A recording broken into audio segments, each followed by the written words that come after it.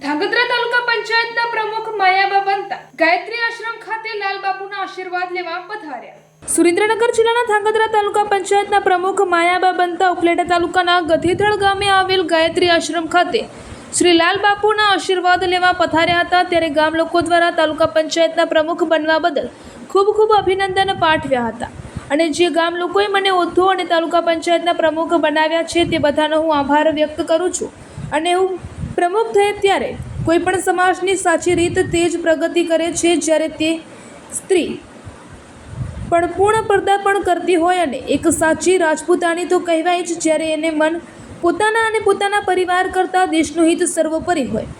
આજ આવી જ ભાવનાને ઉજાગર કરવા મને સોંપેલી જવાબદારી ઉત્તમ રીતે બચાવવા હું કટિબદ્ધ છું અને સમાજની તમામ દીકરીઓને સલાહ આપું છું કે ભણી ગણીને દરેક ક્ષેત્રે આપણે આપણા સમાજનું અને દેશનું નામ ઉજાળીશું।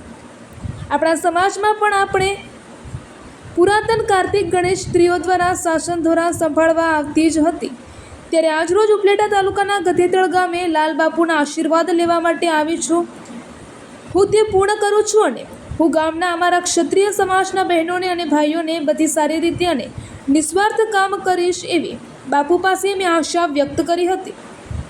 રિપોર્ટર ભાવેશ ગોહિલ, ઉપલેટા। બોલો। મારું નામ માયાબા દેવેન્દ્રસિંહ ઝાલા છે।